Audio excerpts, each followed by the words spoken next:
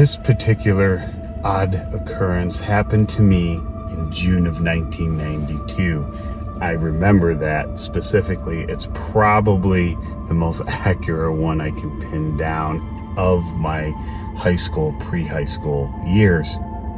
I know this because I was in summer school, so it had to be between my junior and senior year. And it was definitely summer because I was riding my bike home from summer school. I debated whether or not to even include this one because it's not really a creepy, eerie tale so much as it's just bizarre. And you'll see why when I get to the end. But first, let me explain what happened.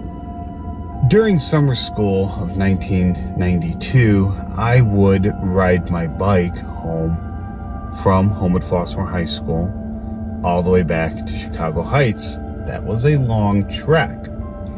Now, the neighborhoods in this area, it was all suburb housing.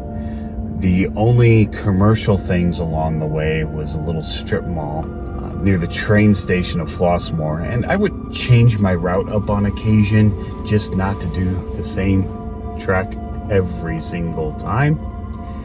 Well, on this particular day, although I remember it being June, I don't remember the exact date, it was sunny and it was a beautiful day. So I'm pedaling my bike home, and this is one of those days I decided to take an alternate route. I don't remember which road I turned down, and this would come back later into the story. But as I'm pedaling, I see this gravel road. Gravel roads in this area, Homewood, Flossmoor, Chicago Heights area, were non-existent, even as driveways.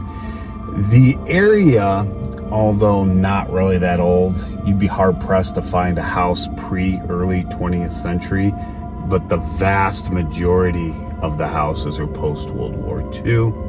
It's very densely populated. There just wasn't very many rural areas within there. You know, the occasional sprinkled golf course, but anyway.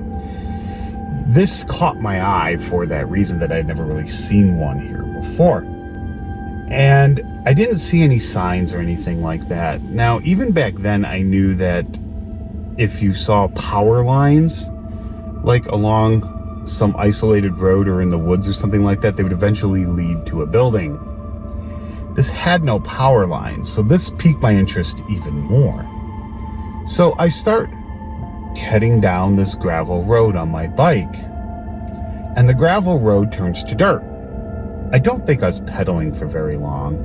I probably went maybe a quarter of a mile down this road before I came upon a house in the distance. The house looked abandoned. It didn't look like it had been abandoned for too long, but the house didn't fit the neighborhood. It was definitely not early 20th to mid 20th century. It was older than that. It looked like an old farmhouse from the 19th century. And it was white with black trim. A couple of the windows were broken out. There was no vandalism or anything like that, and the front door was boarded up.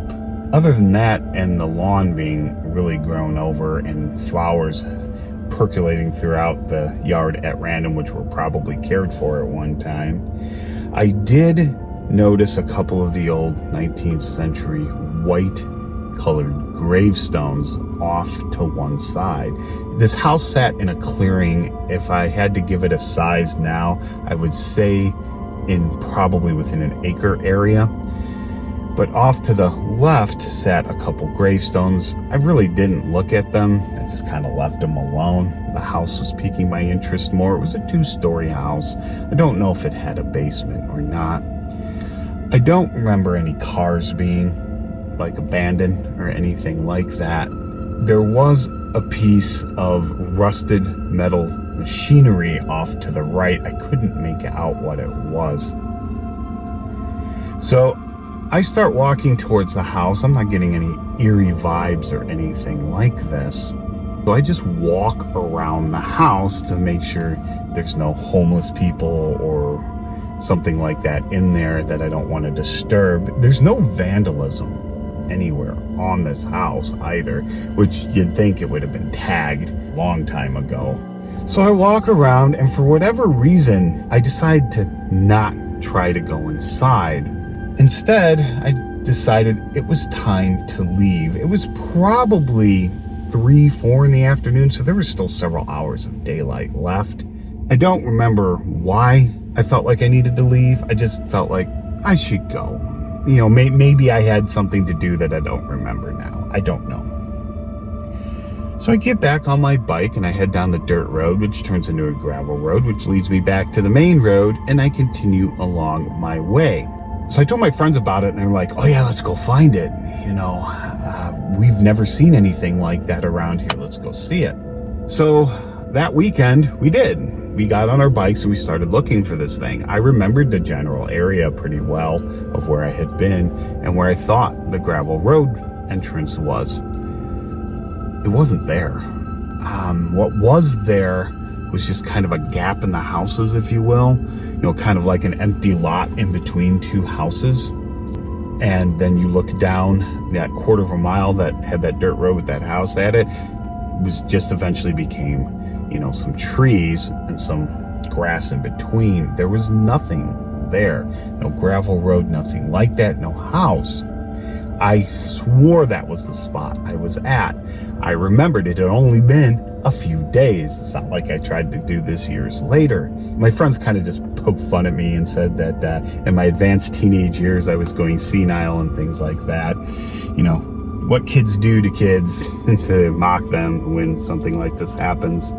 But here's the thing. Even after all these years, I remember that. And I remember that house. And I could even draw it to this day if you asked me to draw it. And I could place where the gravestones were, and I could place where the rusty metal was, but I couldn't, you know, I didn't investigate it to see what the actual piece of machinery was. I could tell you how long the grass was and everything like that. The acre-sized lot, it was surrounded by trees. I could tell you how many windows it had. I could tell you, you know, where the front door and the back door was in relationship to each other, all that, and the porches and all of that stuff. But it just wasn't there, and I know that was the spot. So this house shouldn't have been there to begin with. That just was really weird. What actually happened? Could I have just gotten confused at the location? Sure, because that was a way I had not gone home before. It's quite possible that's all that happened. I said most houses were early 20th to mid 20th century. That doesn't mean they all were. I don't know. I'm just convinced that that was the spot.